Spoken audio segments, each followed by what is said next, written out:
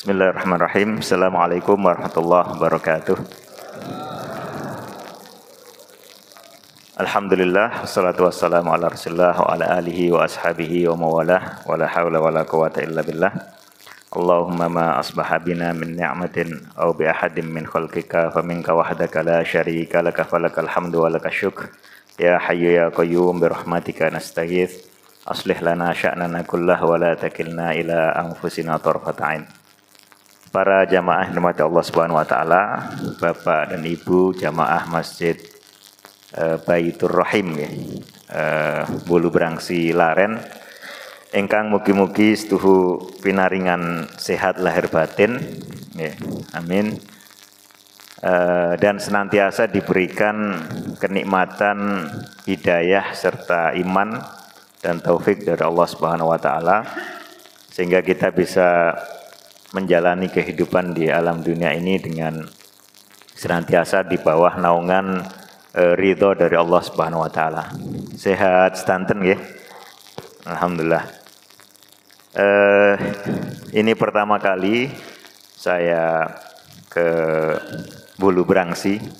Sebetulnya sudah lama dengar karena kami di Pondok Pesantren Mas Wambang juga banyak dulu santri maupun alumni yang berasal dari daerah sini, dan lokasi pun tidak terlalu jauh, tapi baru sekarang ini sampun usia 40-an tahun berkesempatan untuk silaturahim ke sini. Semoga Allah Subhanahu wa taala menambah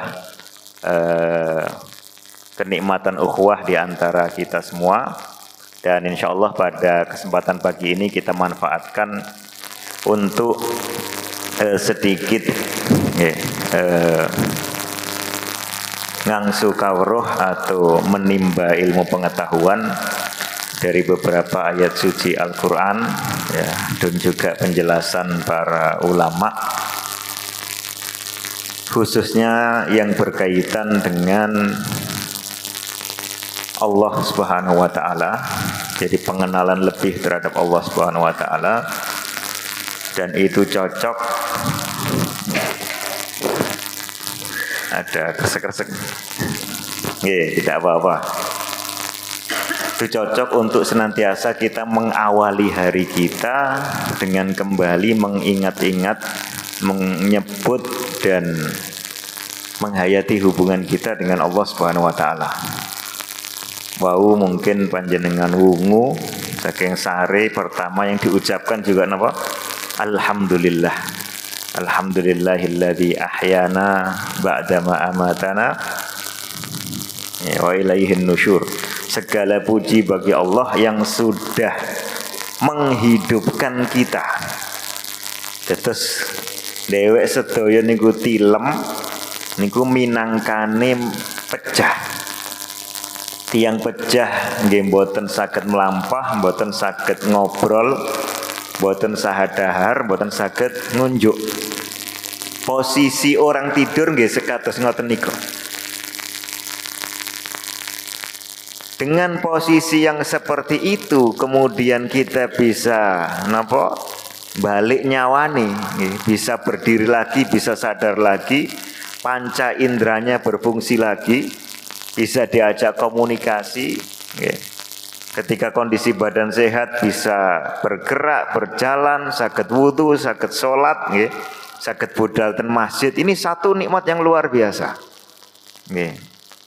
Kadang-kadang manusia itu napa gugah mawon mboten mesti napa sing tilem niku saged tangi.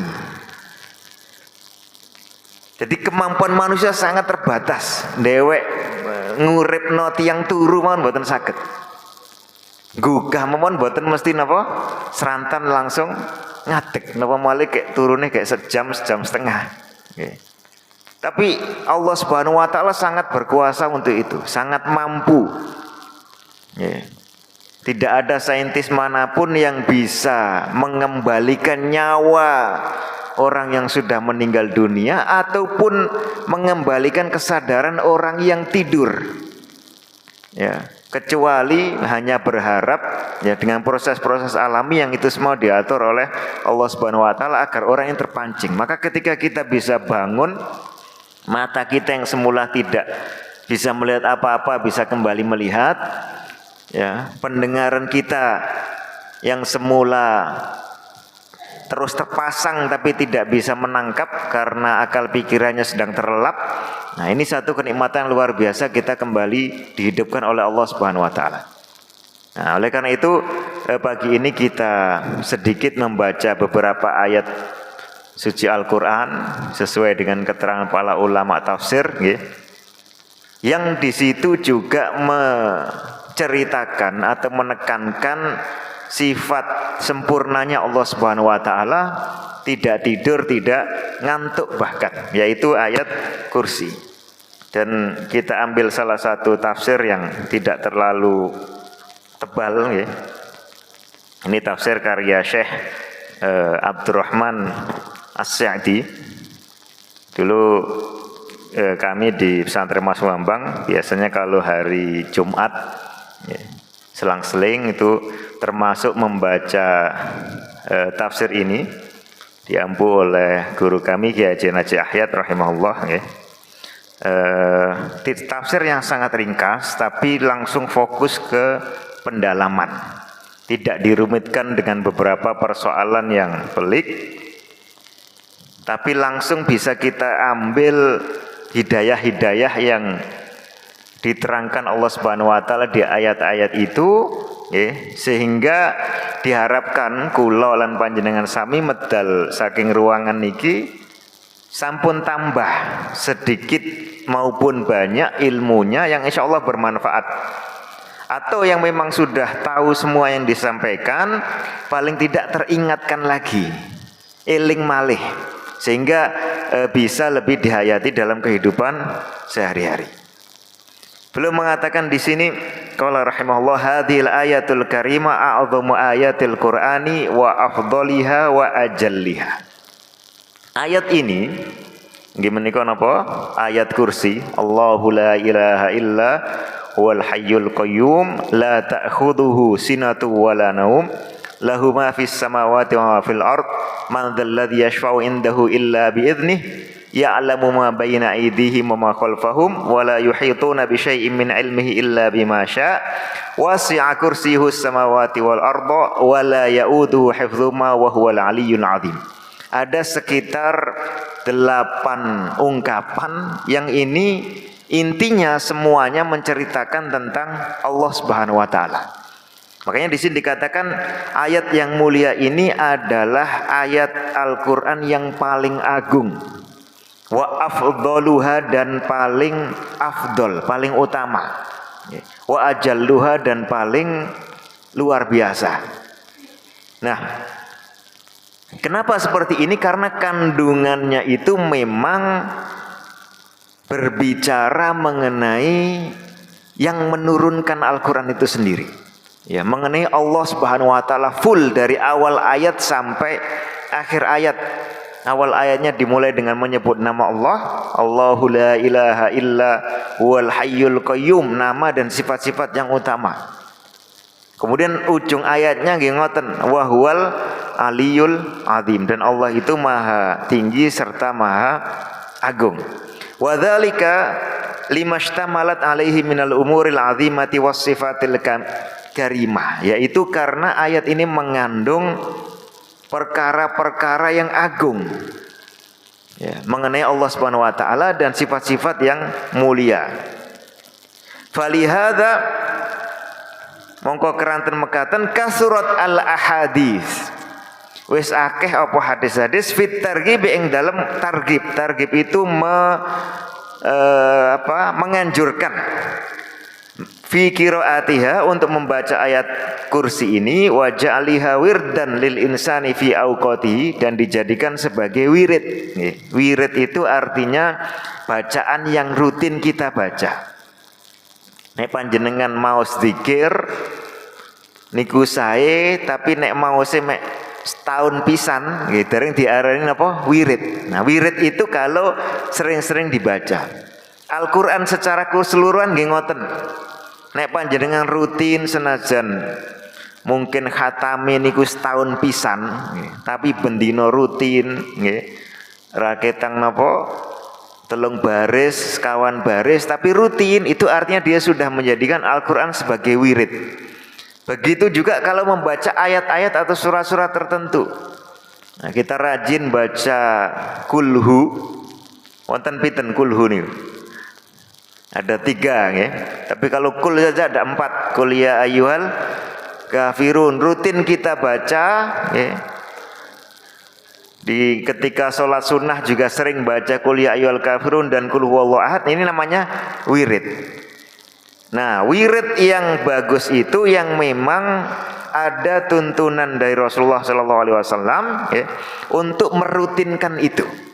Nah, kalau yang seperti itu sangat bagus untuk kita lakukan, termasuk dalam ayat kursi ini. Wirdan lil insani fi awqati sabahan wa masaan wa inda naumihi wa adbaris shalawatil maktubat. Ya, dalam beberapa hadis yang diterangkan dijadikan sebagai wirid, pagi dibaca, sore dibaca, ya, menjelang tidur dibaca, setelah sholat dibaca. Kemudian ini juga ayat yang sangat luar biasa, ya, menambah keimanan kita kalau paham. Kalaupun nggak paham, minimal niki saged nambah napa ketenangan manah. Napa malih nalikane rada wedi, peteng-peteng napa? Rada ana sing klebatan-klebatan nggih. Kuwatir kok gendruwo. Utawi mas yang mboten gendruwo tiyang nyolong preman, wong mabuk-mabukan. Nah, baca ayat kursi ini insyaallah fadilahnya sangat besar, mengusir setan dan sekaligus menenangkan hati, akan dipayungi oleh Allah Subhanahu wa taala dengan kerahmatan. Nah, ini keagungan ayat ini. Maka ini ayat yang sangat penting. Ampun ngantos kita mboten ngertos.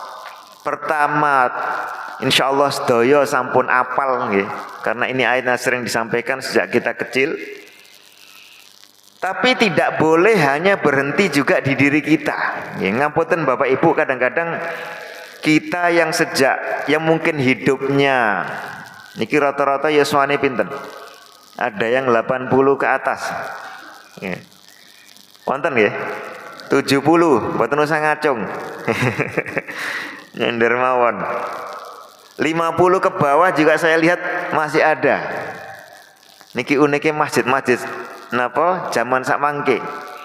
Biasane masyarakat niku kathah sing pun sepuh-sepuh nggih. Kali sing ge alit-alit. Nah, sing pertengahan niki do ical, do ucul. Ical napa ucul? Entah kuliah itu alasan yang pantas. Kadang-kadang kuliah teng griya mawon. Ngedepi HP nih masih apa pun dibengoki adzan. Ngapunten. Jadi ini perlu kita perhatikan, jangan sampai apa yang bagi kita wis paling mosok gak ngerti ayat kursi. Wong aku biyen yo kecilik diulang biasa diunekno biasa napa dibaca. Belum tentu Bapak Ibu nggih. Bisa jadi generasi baru ini sangat beda kebiasaan dan lingkungannya, sehingga belum tentu apa yang zaman kita kecil dulu nggih biasa kita dapatkan dari lingkungan secara apa?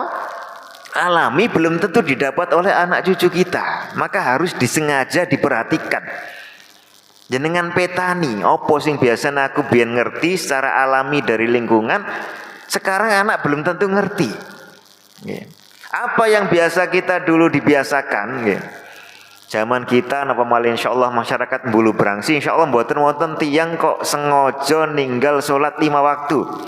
Nggih napa nggih? Ninggal napa sengaja tanpa alasan bolos siam Ramadan insyaallah mboten wonten nggih. Tapi belum tentu generasi muda yang sekarang sama. Nah, maka jenengan perhatikan. Nggih, putrane wayahe diperhatikan. Termasuk misalnya pengertian soal Al-Fatihah, soal ayat kursi. Paham dalam arti bisa cara membacanya, kemudian hafal sering diucapkan. Lebih dari itu kita semua belajar, ya. Dan ini tidak selalu ada untuk masyarakat Jawa atau masyarakat Indonesia paham artinya. Maka kita sekarang nambah ini. Dan insya Allah ini satu fadilah yang besar. Rasulullah SAW pernah bertanya ke para sahabat. Ya. Kalau bahasa kita mungkin di sana itu ada pasar di Madinah, ya. Di Madinah itu di pasar Akik maupun pasar yang satunya lagi itu biasa menjual kendaraan onta. Nah, kendaraan onta itu zaman sekarang mungkin mobil yang paling mahal. Ya. Kata Rasulullah, siapa yang suka pergi ke Buthan atau ke Al-Akik itu nama pasar, ya. Lalu pulang bawa 2 onta kumawa ini, 2 onta yang punuknya istimewa. Mungkin kalau zaman sekarang nggih napa motor sing regine 1M bareng ngoten ya. Nah, mriki biasanya montore 1M napa 1O. Banyak dari kita mungkin hitungan JKLM terus dawa. Nah, kalau dulu nggih onta itu tunggangan yang sangat mahal. Kata Rasul, siapa yang suka ke sana terus pulang bawa 2 onta. Nuhibbu dzalika ya Rasulullah, kata para sahabat. Kami suka itu Rasulullah. Nah, lalu Rasulullah mengatakan ada yang lebih bagus dari itu. Kamu datang ke masjid faya'lamu, atau fayaqra'u dalam riwayat hadisnya, kemudian membaca ataupun mempelajari ayataini min kitabillah, 2 ayat dari Al-Quran, itu lebih bagus daripada pulang-pulang gondol napa 2 onta yang punuknya luar biasa tadi. Belajar 3 ayat lebih bagus dari napa 3 onta, kata Rasulullah. Wa min a'dadihinna minal ibil. Ya, semakin banyak ayat yang kita baca, kita pelajari, bandingannya itu juga lebih tinggi daripada sejumlah onta itu. Ya, dari pasar tadi. Maka ini satu nikmat yang luar biasa. Jenengan datang pagi-pagi, ya, kemudian di rumah Allah ini membaca, mempelajari ayat-ayat Al-Quran. Walaupun yang kita baca ini hitungannya masih 1 ayat, tapi ini ayat yang paling agung. Ya, jadi jauh lebih utama daripada deretan onta yang paling luar biasa. Ya, baik. Di sini belum mengatakan fa akhbara ta'ala an nafsihil karimati bi alla ilaha illa huwa ay la ma'budu bihaqqin siwahu fa huwal ilahul haqqul ladzi tata'ayyan an takuna jami'u anwa'il ibadati wat ta'ati wat ta'alluhi lahu ta'ala. Maka Allah Subhanahu wa taala memberitahukan mengenai dirinya yang mulia bahwa dirinya itu la ilaha illa huwa. Ya, Allahu la ilaha illa huwal hayyul qayyum.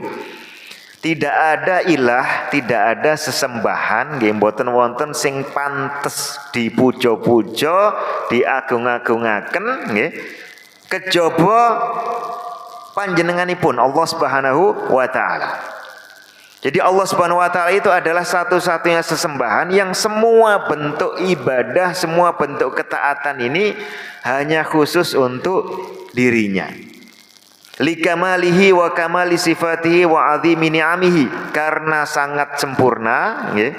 Sifat-sifatnya sempurna, nikmat-nikmatnya sangat agung yang dicurahkan ke kita, luar biasa. Walikaunil abdi mustahaqqan ayyakuna abdan lirabbi, dan karena kita selaku hamba Allah ini memang layak, ya, wajib untuk berhamba kepada Allah Subhanahu wa taala. Mumtathilan awamirahu mujtaniban nawahi, sangat wajib untuk melaksanakan perintah Allah dan menjauhi larangannya. Wa kullu ma siwallahi ta'ala batil, semua sesembahan selain Allah itu akan binasa, tidak sah dan nanti akan binasa. Fa ibadatu ma siwahu batilah, maka menyembah selain Allah itu batil.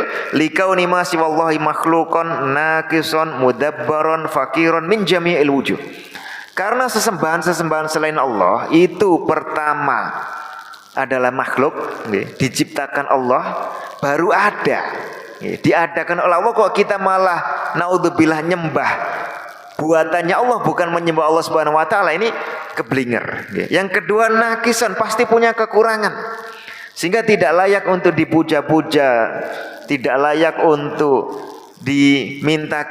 dimintai doa. Mudabbaron, dianya sendiri diatur.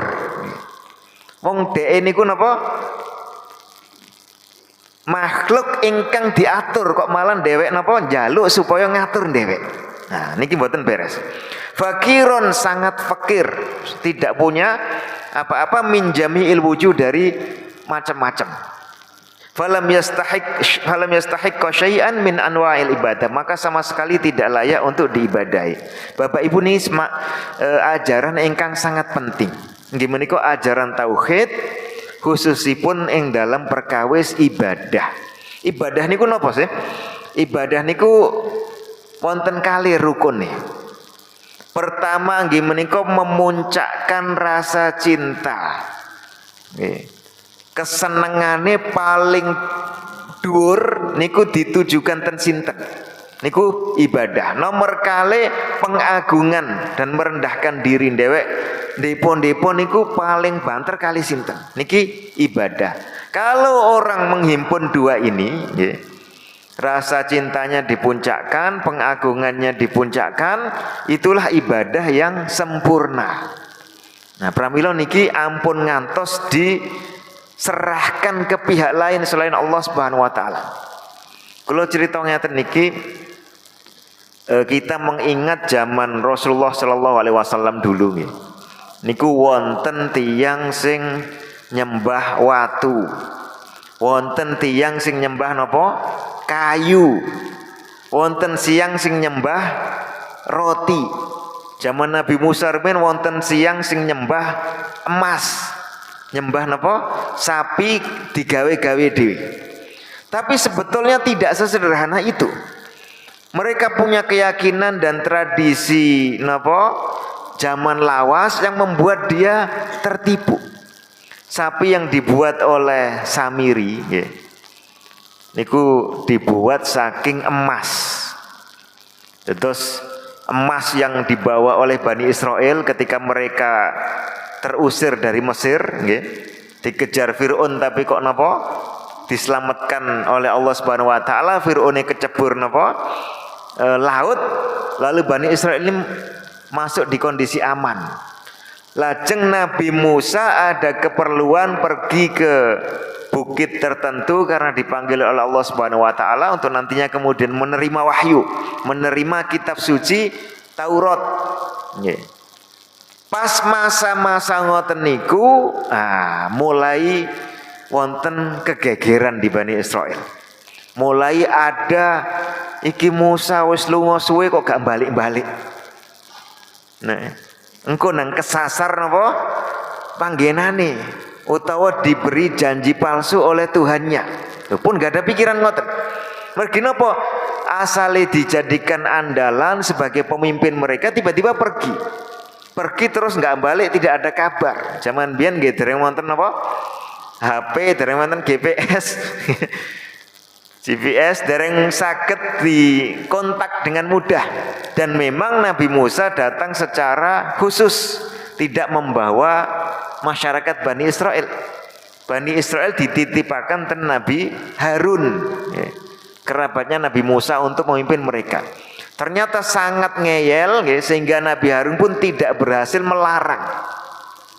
Nah, konon diceritakan dalam buku-buku sejarah umat Islam, waktu itu ketika mereka keluar dari laut diselamatkan, sempat melihat ada malaikat Jibril, sempat terlewat malaikat Jibril nunggang sebuah kendaraan.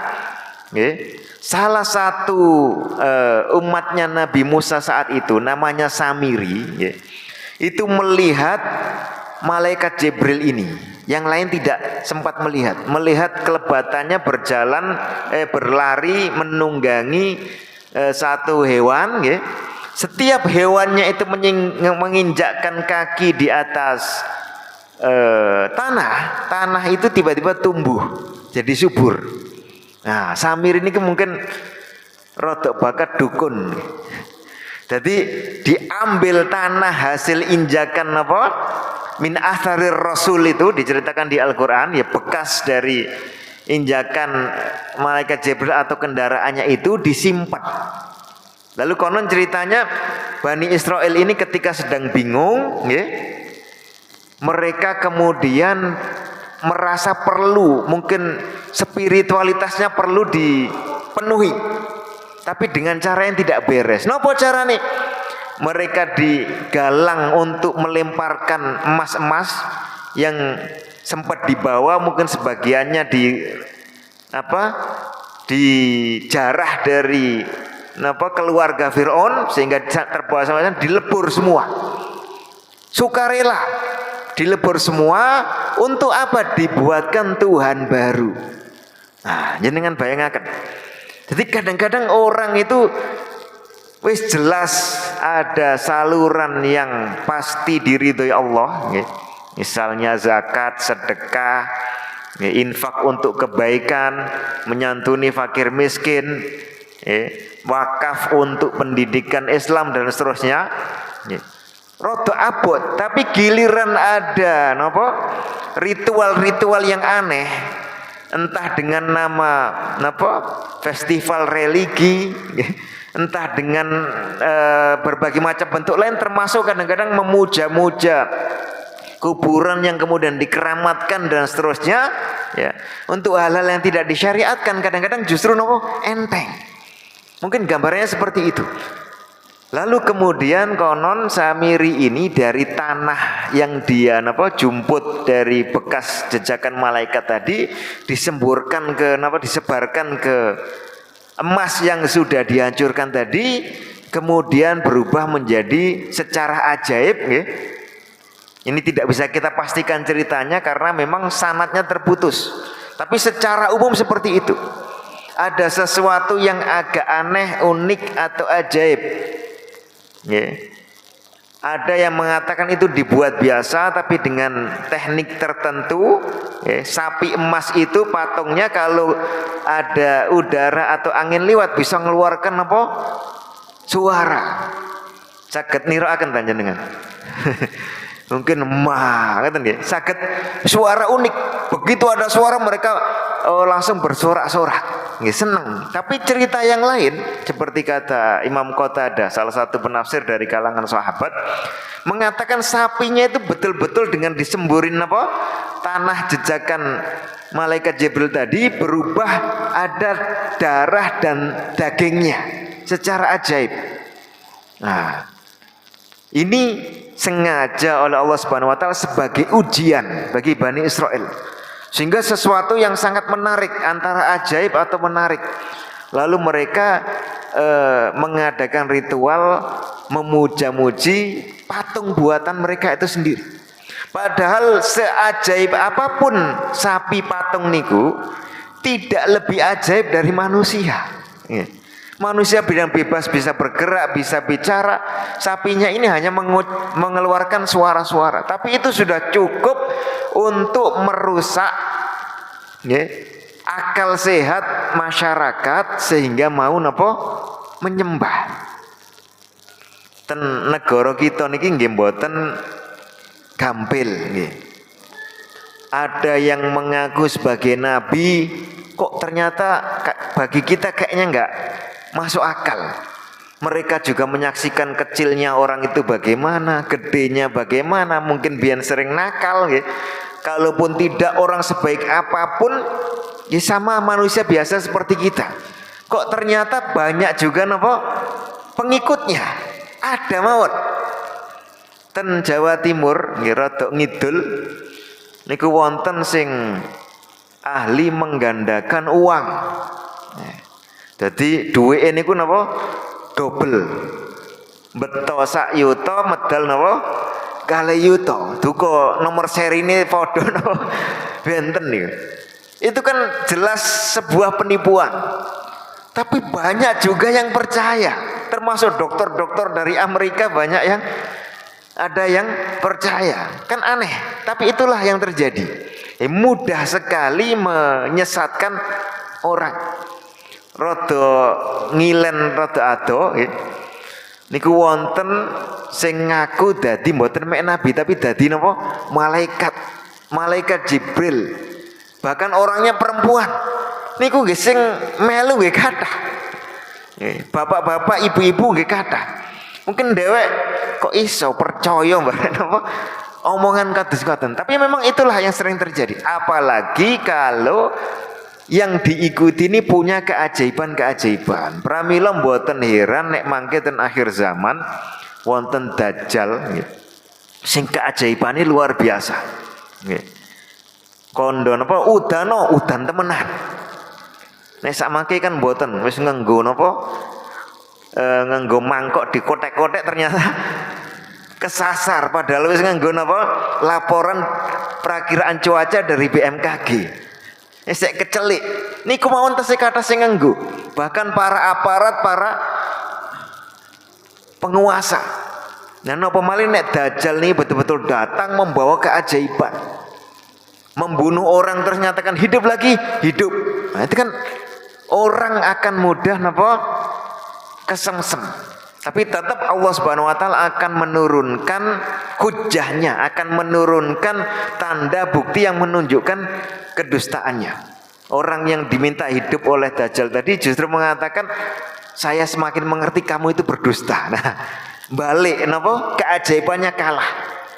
Dan nanti akan dibunuh oleh Nabi Isa. Allah menurunkan keajaiban, ada orang turun dari langit. Nah itu semuanya mudah bagi Allah Subhanahu wa taala. Makanya nilai tauhid ini tetap perlu kita jaga ya. Di masyarakat kita kalau misalnya kebetulan tidak terlalu ada suasana nopo syirik, alhamdulillah. Tapi belum tentu di wilayah lain atau generasi berikutnya ini tidak muncul lagi. Sakmangke di masa-masa sekarang tempat kami dulu di Mesir itu masih ada satu kuburan yang dikeramatkan sekian banyak orang. Ada yang mengatakan bahwa ratusan ribu jumlahnya karena memang sangat ramai. Hanya untuk meminta-minta ya banyak dari mereka, dan level pengeramatannya macam-macam. Yang paling parah itu kalau betul-betul sudah memuja-muja, bersujud, ditawafi niku, ditawafi terus diminta-minta. Anakku napa? Anak saya sakit, nyuwun panjenengan napa? Warasaken. Pun mboten nyuwun panjenengan dongaaken jalukaken ten pangeran supados di dadosaken saras, pun mboten ngoten malih, tapi nyuwun panjenengan apa warasaken, terus menganggap itu perilaku yang baik. Padahal sing dikubur niki ceritanya sejarahnya nggih niku tiyang rodok mboten patoso jangkep. Sandangane niku nek dereng rusak niku dienggo terus. Mboten nate napa dilepas. Terus manggene niku ten dhuwure masjid. Ten napa atape masjid. Terus ngapunten nek napa buang air itu enggak pernah bersuci. Terus ambune mboten karo-karuan. Tapi niku terose wali sing luar biasa. Enggak pernah sholat, diceritakan oleh orang yang pernah ketemu. Dan hanya pernah datang, diketahui datang ke masjid waktu Jumatan nggih. Niku mawon DM mlebet ngomong gak karu-karuan ngame nggih. Wancine sampun mantun khotbah, wancine salat DM malah pipis ngapunten ten masjid. Terus nyiprat-nyiprat ten tiyang kathah terus medal. Nah ngeten niki kok dianggap napa? Wali. Wali murid mawon boten layak. Napa wali-wali nikah. Tapi dianggap wali ini pun pangeran, enggak ada coro piyambak. Istimewa, istimewa dari mana? Ala inna awliya Allahi la khaufun alaihim walahum yahzanun. Ketahuilah bahwa wali-wali Allah itu tidak akan punya rasa takut ya nanti di akhirat, dan tidak sedih. Maksudnya pun apa? Wis gak khawatir mergi masa depannya terjamin. Lan boten sedih mergi masa lalunya sudah berakhir berujung dengan kebahagiaan. Itu wali Allah. Ujungnya nanti seperti itu. Tapi apa kriterianya? Alladzina amanu wa kanu yattaqun. Yaitu orang-orang yang memang betul-betul beriman, yang melakukan semua yang biasa dilakukan oleh yang beriman, dan dia bertakwa. Dia betul-betul menjalankan perintah Allah, menjauhi larangan, ya, mewaspadai masa depannya. Ini baru hitungan wali. Dados panjenengan sedaya niki berbakat dados wali, asalkan betul-betul niku mau beriman dan bertakwa. Nek wali santri niku gampil, sempenting apa saged bayar uang pangkal kali SPP. Nek wali Allah niki sulit, tapi semuanya berpeluang secara adil. Gak kudu anak kiai, gak kudu napa punya darah biru, darah merah mawon, tapi betul-betul beriman dan bertakwa niku insyaallah berpotensi jadi wali. Bukan yang semacam ini. Caranya pertama gini wau menetapkan tauhid kepada Allah Subhanahu wa taala. Kemudian beliau mengatakan Al-Hayyul Qayyum. Nah, ini sifat Allah. Sifat yang sangat utama. Tapi kita gandengkan begini supaya semakin tampak keagungan Allah. Al-Hayyu disambungkan dengan apa? Al-Qayyum. Al-Hayyu niku maha hidup. Berarti sama sekali tidak seperti kita tadi. Lalu Qayyum niku napa? Maha mengatur. Niku kula ringkes mawon nggih. La ta'khudhuhu sinatu wala naum. Sama sekali tidak ngantuk, sama sekali napa? Tidak tidur. Nek dhewek niku wau ngantuk nggih sering. Kadang-kadang pengajian nggih ke isu-isu pun sampun tilem 6 jam mungkin sekawan jam nggih tesih nambah malih napa rodok ngantuk. Tapi alhamdulillah ngantuk itu yang ngaos niku jauh lebih bagus. Nggih. Daripada mboten ngantuk, mboten tilem tapi mboten lapo-lapo. Nah, paling enggak kan mboten mlebet 10% kali dosa nggih. Tiang ngantuk. Terus mboten mek ngantuk, tilem, terus nanti bakalan mati. Nah, ini semua menunjukkan hidupnya tidak sempurna. Hidupnya tidak sempurna. Pramila mangke ten swarga niku mboten wonten istilah jam tidur. Terus menerus aktif. Makanya kalau pas di surga, alhamdulillah itu berarti aktif terus dapat nikmat terus. Sebaliknya yang di neraka, naudzubillah min dzalik, tidak juga pernah tidur, tidak pernah istirahat, tapi terus menerus napa? Disiksa. Nah, nek ten alam donya niki separuh-separuh. Urip mulai enjing ngantos mangke dalu, terus napa? Mati.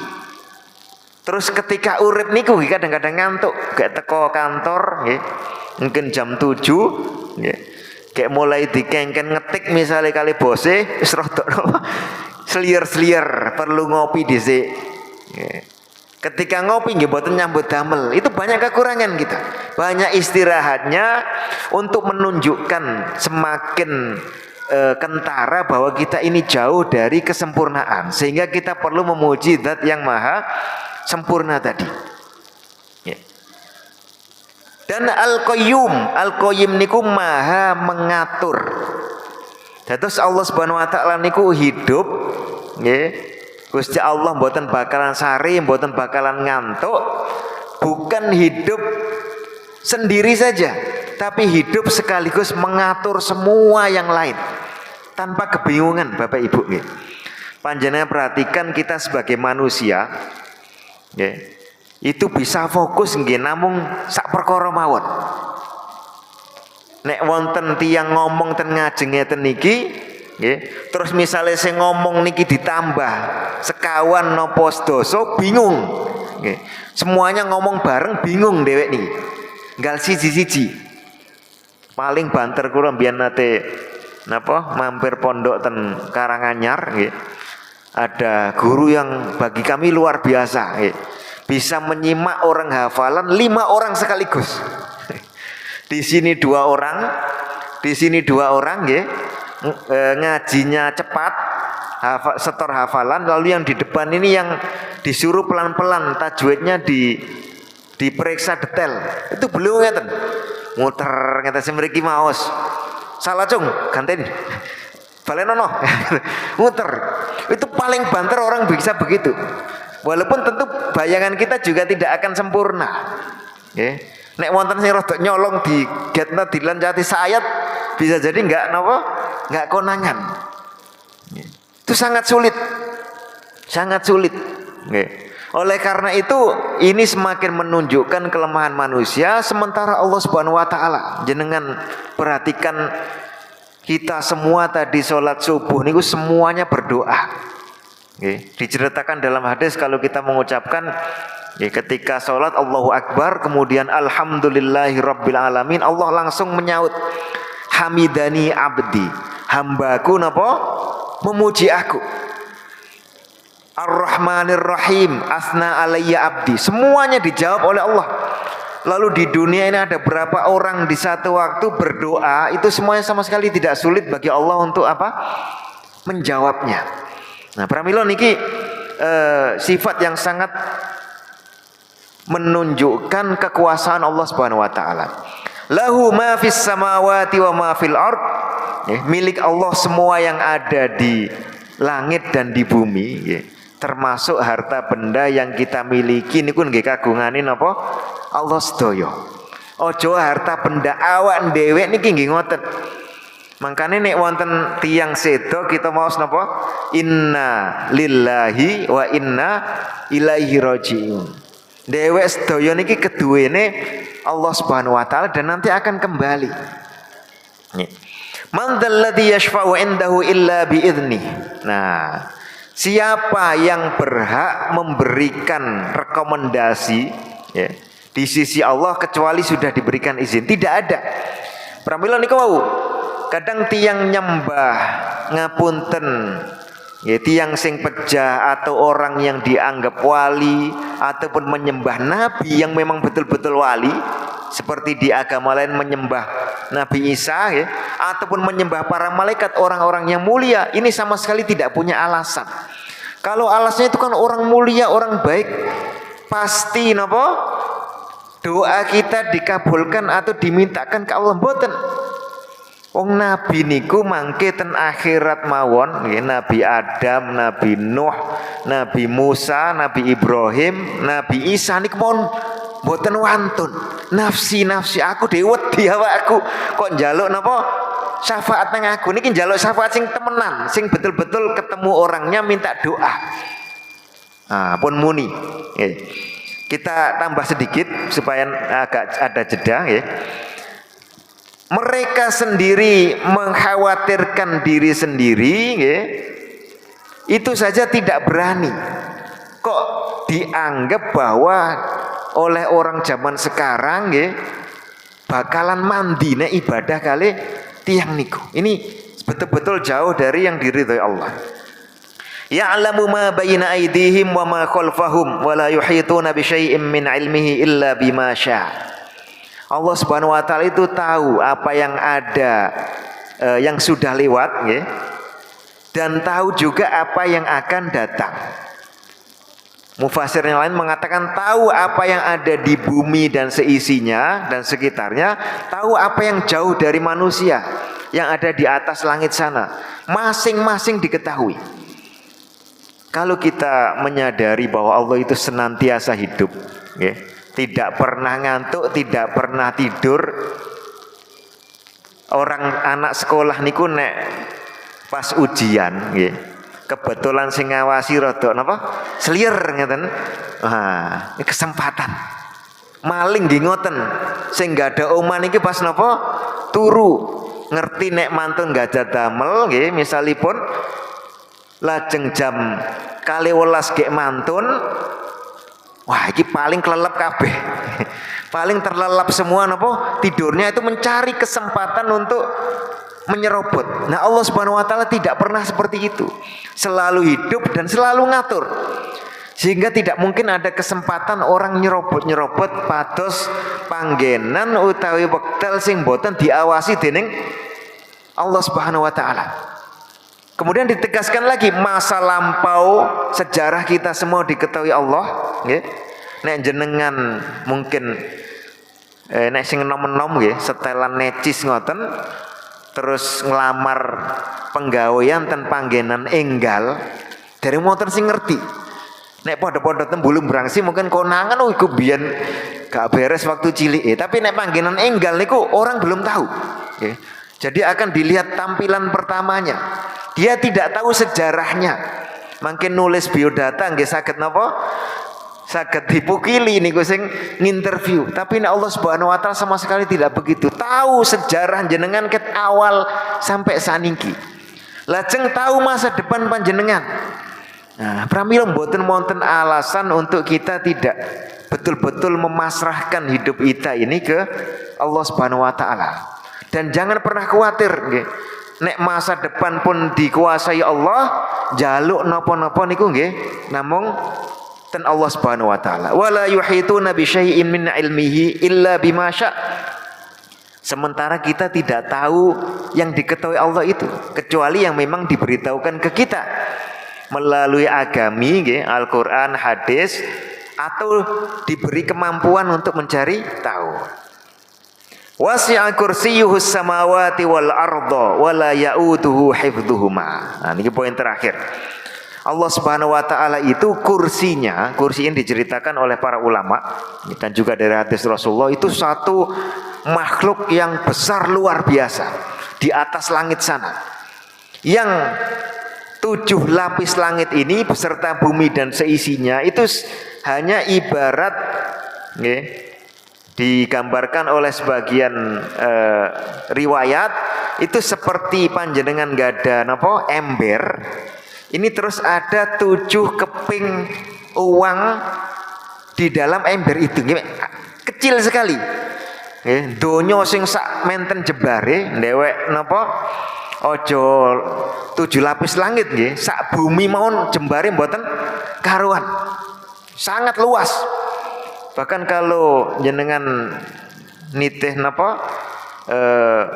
Pesawat terbang lajeng mirsani ten ngandhap niku sangat luas.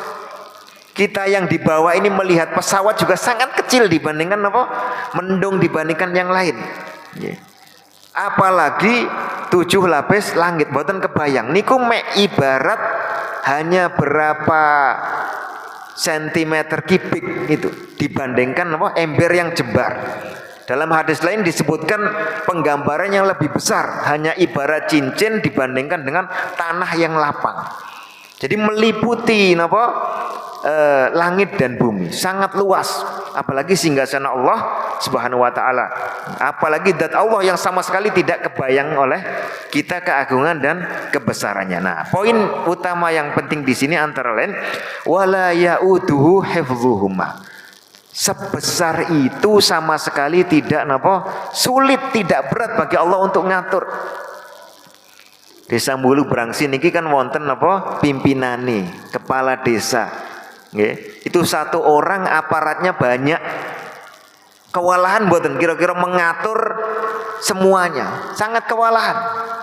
Tidak mungkin bisa mengatur masing-masing keluarga setiap hari. Nggih. Makanya wonten istilah laporan. Nek wonten masalah teko laporan. Nanti kabupaten ada bupati, negara ada presiden, lebih jauh lagi, semakin sulit, sulit untuk mengatur semuanya secara lengkap. Perlu ada laporan. Niku mawon kadang-kadang boten mesti sanggup nerima laporan nek lapor sedaya. Nah Allah Subhanahu wa taala itu sudah tahu semuanya, tapi tetap memerintahkan kita untuk laporan, meminta untuk melihat keseriusan kita masing-masing. Nah, yang sregep njaluk, sregep ngibadah, sregep mengeluhkan ke Allah Subhanahu wa taala, inilah yang akan dijadikan hamba-hamba yang layak untuk diberi. Nah, yang terakhir wa huwal aliyyul azim, dan Allah Subhanahu wa taala itu maha tinggi, maha agung. Maka sikap kita juga harus begitu. Ketika kita sudah wudu, masuk di barisan sholat, kemudian mengatakan Allahu Akbar, mulai takbiratul ihram, Allah lah yang maha besar. Maha besar zatnya, maha besar sifatnya, maha besar keagungannya. Lalu yang penting bagi kita apa? kalau Allah itu maha besar, maka hak-haknya juga maha besar. Terus nek panjenengan maos Allahu Akbar, Allah yang maha besar, sing lintun-lintun niku remeh. Nggih, kepentingan-kepentingan yang lain selain Allah niku remeh. Kita ngomong begini mungkin mudah, apalagi di masjid, ya.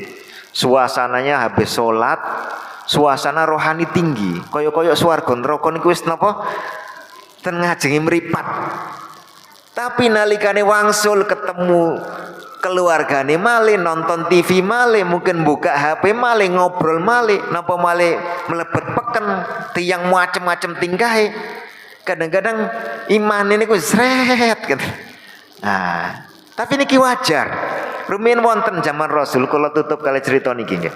Wonten sahabat jenenge niku Haudzalah.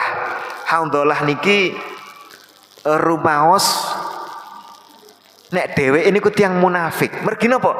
Nalikane mlebet ten pengaosane Nabi niku kaya-kaya niku mau. Ka'annal jannata wan nar baina ainaina. Ya, kaya swarga neraka niku ten ngajengi mripat. Tapi ketika aku pulang ya Rasulullah, kok ilang kabeh suasana napa? Iman sing kuat niku. Kok ilang kabeh?